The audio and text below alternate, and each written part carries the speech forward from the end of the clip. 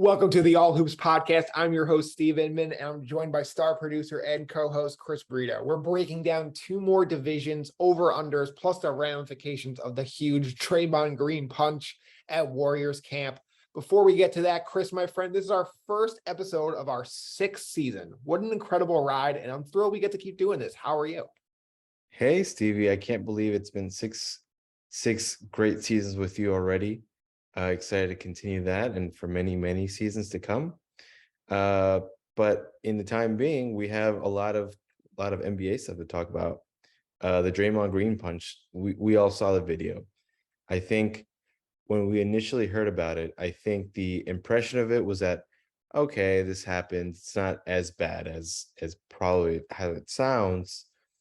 But upon looking at the video, I think it took a really drastic turn in the whole incident because it really looked like, some people said Draymond sucker punched Jordan Poole.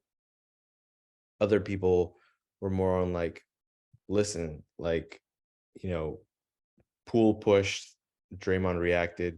It doesn't really matter. I think what matters is like violence like this shouldn't really happen at this level. And quite frankly, Draymond needs to get suspended for a few games. I think if the Warriors really want him back, I think he needs to get punished just to prove the point that like you're not above the team either. And If you're the Golden State Warriors, does this make you more inclined to try to make the trade now? It seems as if both sides kind of expect this could be his last season as a Warrior. Does this motivate you to say, maybe it's best to not have that contract distraction and we should just cut ties now? who's gonna trade for him? Who's gonna take on that contract? It's Okay, so let's just say it's like, let's say I'm just picturing this in the top of my head right now. It's a 3-team trade between the Lakers, Pacers, and the Warriors, where Miles Turner goes to the Warriors, Draymond Green goes to the Lakers, and draft picks go back to Indiana. Is that something that if you would be interested in pursuing if you're Golden State? it makes sense for Golden State, but are the Warriors going to let go of those picks? Are the Lakers going to let go of those picks? They haven't. They're considering doing it for Miles Turner now. Would they? And that's a question. Would they rather have Miles Turner or Draymond Green? I don't know. But the point is, like, they would have options. They definitely would. It's just, can you go by without the heart and soul of your team when incidents continue to happen? Listen. The only people that really know are the Warriors brass and Draymond, how wounded the Warriors are from this incident. Like, if you could come up ways of how the Warriors could implode, this is how you would probably draw the script. With Draymond becoming a distraction and potentially like dividing the team. So I think the mode of operation like now is like, first things first, you suspend Draymond. And I think during the season, if things progress to get worse, I think that's a signal to trade him. Otherwise, like, there won't be no last dance here for Draymond in Golden State. I also don't see the Warriors in an urgent position to trade for him right now. So, like, sure, the Warriors have options, but it's just not going to happen right now. Yeah, I agree, and I think this is going to be his last year as a Warrior. I really do. It's just, they've done such a great job in the ownership group of spending the money, but you're going to have to pay. You have Steph on a giant max. Clay is up for a contract. Wiggins is up for a contract. Poole is up for a contract. Draymond's up for a contract. Somebody's got to go. And when Draymond continues to have, incidents like this, he gets suspended in the finals. It's really hard for the team to justify bringing him back on a giant deal when all those guys are needed, and you're starting to see his offensive capabilities start to decline. And obviously, if he has a big year, all that can change. There's nothing decided right now, but that's the way it's looking. Yeah, and like, listen, like, he played awful in the finals, and the Warriors won pretty convincingly. So it might be time to move on from him. But listen, only the next few weeks will be really telling to see what the future for Green lies. But let's move on to something a little bit more optimistic. Well, depending on the team. We're gonna go through the Southeast Division in the East. Last few weeks we've been covering the Western Conference teams. We're gonna start with the Eastern Conference now. And so I want to start with the Atlanta Hawks. The Atlanta Hawks upgraded with DeJounte Murray, who's an amazing fantasy basketball piece. But it looks like he's developing chemistry with the other Atlanta Hawks. And so right now, Vegas has them at 45.5 wins. I think they're going to beat that number. I mean, they had a similar record, or they 42 wins, 41? They won 43 last year. 43. Okay. So I think Murray gets them at least 4 more wins or 5 more wins. Yeah, I agree with you, Chris. I think this is, you also have to remember, it was a long time ago, right? But this was also a team that really underachieved last year. They talked about how they were not motivated for the regular season, and it was really hard to get up for these game after game after game when they don't have that postseason atmosphere. And I think a year out from that, I think they're going to bounce back. I think they're going to be one of the top 6 teams in the East. And I think Murray's going to be a big part of that. And as you said, John Collins is still on this roster, even though he's been in 10,000 trade rumors in the last couple of years. But I think 48, 49 wins, I think, is very doable for this Atlanta team. On the other hand, we have the Charlotte Hornets. We're going to go through, we're going to talk about LaMelo Ball's injury later on. But right now, Vegas has them at 34.5 wins. If we would have done this pod 20 minutes ago or 30 minutes ago, Vegas had them at what, 36.5? Yeah, I believe that would have been a bet I would have been really comfortable with taking in terms of the under. But I think 34.5 is a little too close for me. I'm still going to go under, but I don't feel as confident. Yeah, I'm with you. It's just such a hard number because LaMelo is that good. He really is. And if he's going to give you 65 games, I feel confident that he can carry a team to around that play-in range the way he has in the last few years. They won 43 games last year, and it's basically the same team, obviously, minus Miles Bridges. Miles Bridges was their second best player last year. They didn't replace him. How many wins does that cost you? I think you can make a case that's going to cost you, 5, 6, 7 wins. The East got a lot better last year as well. So 34 seems reasonable. And it really just comes down to how motivated is this team to win or lose games. If LaMelo is fighting and pushing them to that 37 wins, is Michael Jordan going to really say, there's no point of this. Let's try to tank for Victor Wembanyama. He has never done that in the past, but he's a smart guy. And obviously that's the smart play. So it really just comes down to what is their motivation. And I don't think we know. Yeah, that's a big question mark. And I think, honestly, the Hornets are in that perpetual no man land area, even if they had Bridges. So this might be a blessing in disguise for them. All right, Chris, the Miami Heat, 49.5 wins over under. I take the under on this one. They haven't really improved in the offseason. And I think that I think at some point, the Heat are going to run out of just being conditioned enough and athletic enough to be really good.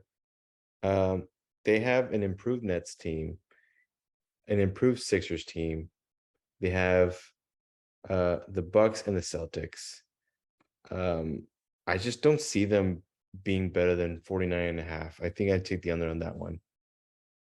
I'm taking the over. I think they're always very consistent, and every playoff team that's in the playoffs every year kind of eventually goes, all right, we realize the regular season doesn't really matter, and we are able to kind of cruise.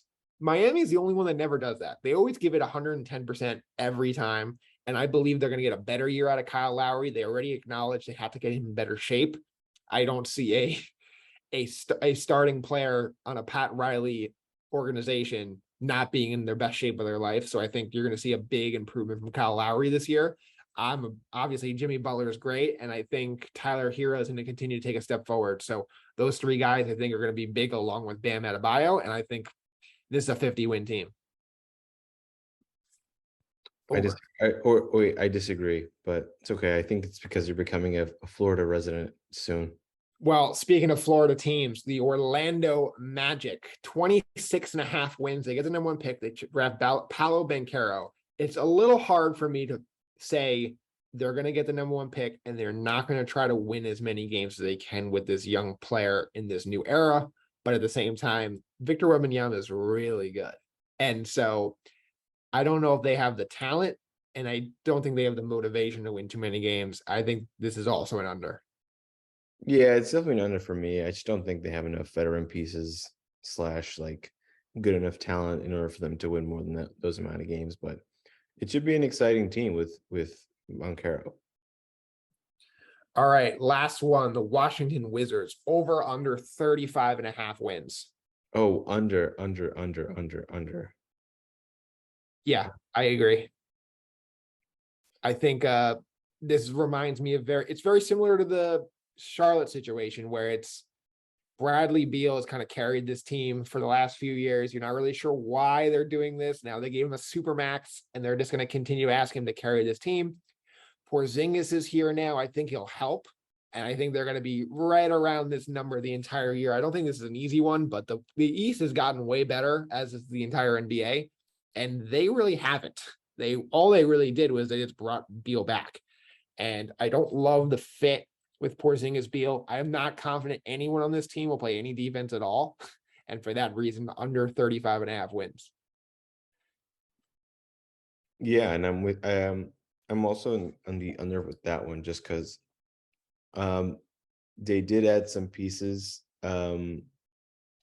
Well, in terms of like late last year when they made that trade with Dallas. I'm curious to see what happens with this Wizards team. I think it's like they were supposed to be at crossroads. They should have not signed Beal, but this is clearly an attempt to put all the chips forward with Beal. I just don't see it. I don't see them getting away with more than 35 wins this year. All right, Chris, how would you rank these teams in the Southeast? I'm going to say Miami takes the division. Atlanta, also a playoff team, is second. And then I think the other three are bottom feeders, where I would probably rank them Wizards, Hornets, Magic.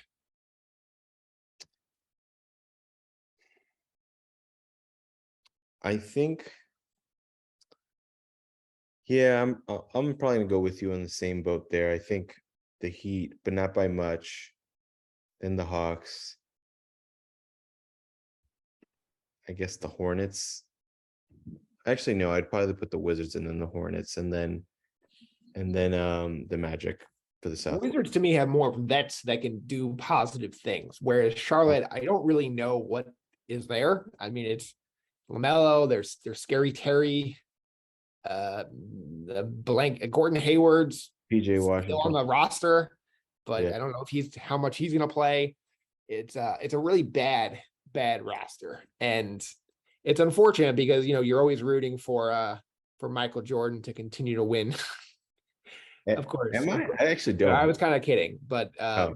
it's interesting because he's the greatest player ever, and he's had one of the least success as an owner in his 15 years doing this. But I don't think that's that crazy though. Like, just because you were great as a player. Yeah, but like one of the worst. Not like he's mediocre at it. Like this has been just horrible drafts, bad luck, no free agents. It's just bad coaches. Like everything has been rough. I just think that as someone like him, you look at things through the prism of being a once in a lifetime generational player, that it sort of clouds your skills as a talent evaluator because you see things the way you did. It sounds weird, but in a privileged position like he was, like he didn't like have to like scrap the way other sort of evaluators do. And so that's why I don't think he excels as a as a as a team builder per se. And obviously bringing in the right people is the most important thing you could do as an owner. They haven't done it. And then the other aspect of that is like, it, I feel like people like in his position probably have an ego, right? And so he always probably thinks that he's right, or has the right inclination of the people around him.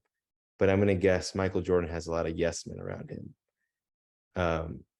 And he just hasn't put the right person for basketball operations in charge underneath him.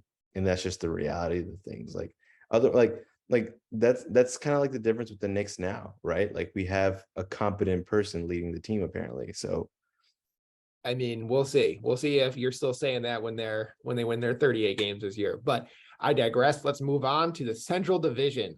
The Chicago Bulls, still without Lonzo Ball. It's unclear if and when he'll come back this year, but their over-under is 41.5. What do you think? They won 46 last year for a comparison. I'm inclined to go over with this one. I think if you have a good year from DeRozan and then another good year from Levine, I don't see why this team wouldn't win 42 games. Who is their point guard? I mean, it was always DeRozan. So you're asking, like, if you're telling me he's going to be the shot maker he was and the playmaker that they're going to need him to be this year, I think 41.5 is very doable. But I think you're asking him to be, an MVP candidate again. And, having a career year at this stage of his career, I thought was a lot to ask for. And if he could do it, then he'll do it again. But, he's 33 years old, coming off a career year. Can you really expect that again? I'm going to say yes, actually. And I'm going to go with the over there as well. I feel like you were. I feel like at one point you were trying to convince yourself not to take the over there. I was thinking about it pretty hard, actually. But 28 a game, 5 assists, 5.2 rebounds, 50% from the floor. He just had an amazing year. And Levine is great too. They bring them both back. I'm curious to see what goes on with Vucevic, who was not great last year, and obviously is not a great defensive player. So how can he protect the rim? They're going without one of their better defenders in Lonzo Ball. I think their defense is going to regress. And I think they're going to be hovering around this 500 mark the whole year. But let's say 42-40. They make the play in. I don't know why they chose to build this roster the way they have, but yes, Bulls over 41. Okay, what about the Cleveland Cavaliers? They're at 47.5. I'm inclined to go over. I just think that the Cavaliers improved. I think we can expect a better year from Mobley. He's a second year in the league, more established. Darius Garland is 1 year older also. I just don't see how this team can improve. So I think 47.5, they'll get the over on that one. Yeah, I love this one too. I think this is a top 4 seed in the East. They had breakout years from guys like Garland and Allen and Mobley, and I think all those guys can still get better. I really do. I think the Mobley situation, it's funny because you can make the case that he, a year from now, is their best player. You can make the case that he's their 4th best player. And that's not anything negative about Mobley. It's about how great this roster is. And the only way I see a Garland Mitchell backcourt working defensively is if you have 2 twin towers like you do in Allen and Mobley, who could potentially be defensive player of the year candidates. So I think this team is great. Ideally, they find themselves a wing. I've heard Jay Crowder. I mean, we've all heard the Jay Crowder rumor, so I think that would be a great fit for them to round out this roster. But for now, I think this is a 50-win team over 47.5. Okay, so then what about the Pacers? The Pacers are at 23.5 wins. It's one of the few things that we have disagreed on today. I'm taking them in the under. I just don't see how this team, A, doesn't trade Miles Turner at some point, and then B, I don't know how they're going to get those wins. So I have them in the under. I know it's a low number, but I have them in the under. I'm going to take the over. I just think 23.5 is such a low number. And as of now, Turner and Heald are still on this roster, and there's no reason for me to think that they're about to They're not make exactly some winning. big trade. They're not exactly like win or lose type of players though.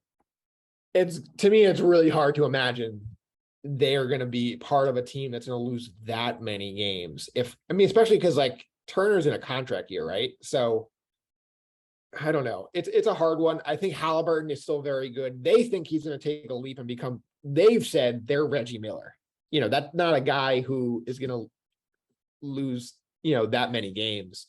Where I think if you told me they're going to trade their vets tomorrow, I think this would change my opinion. But they did a huge tank job last year. They lost.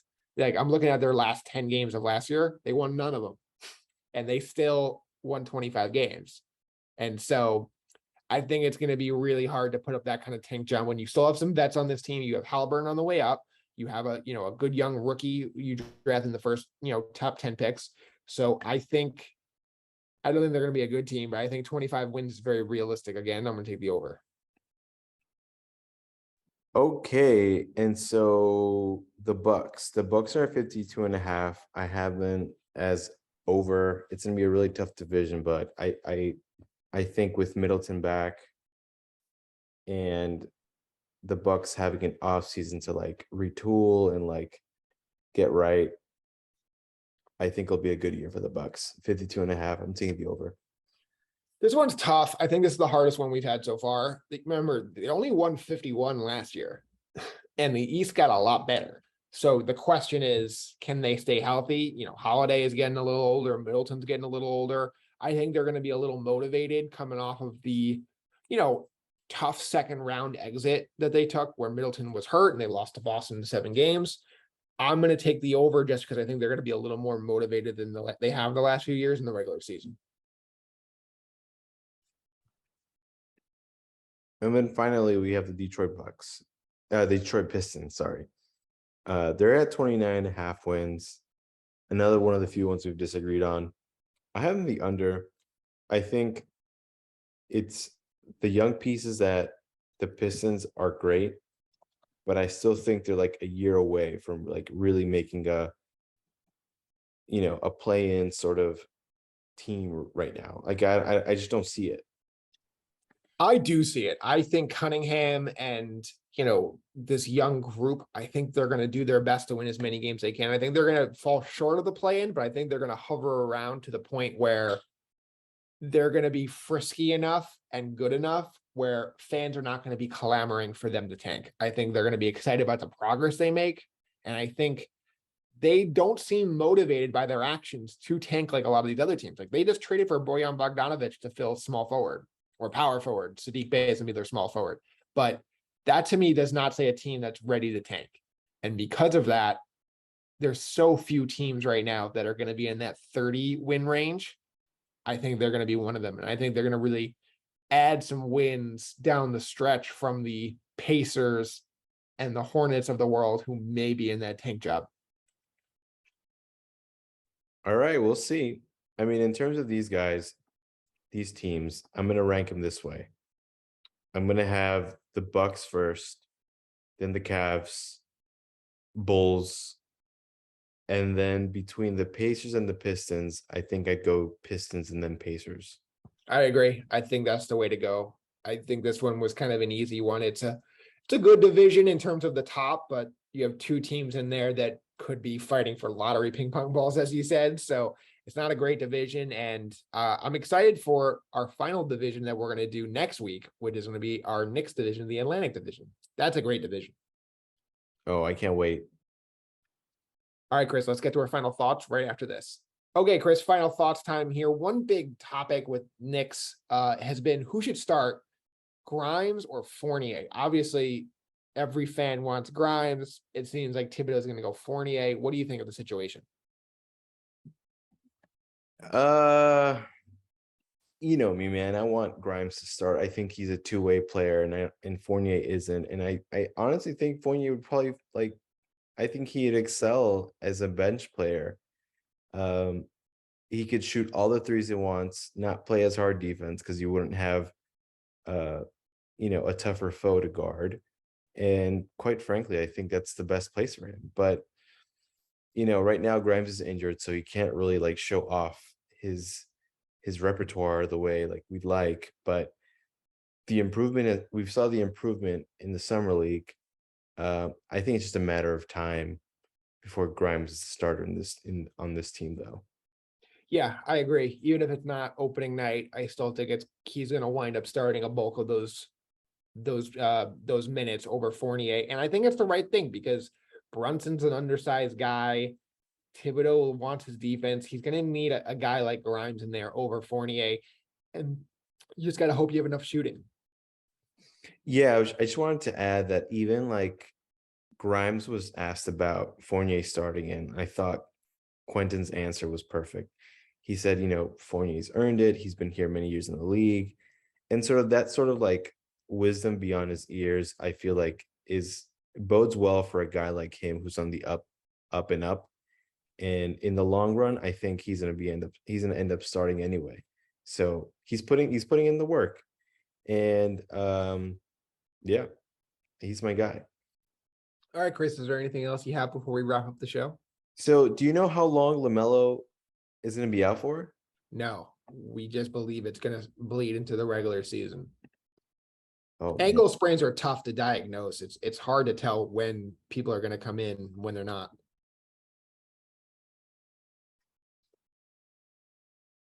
Oof.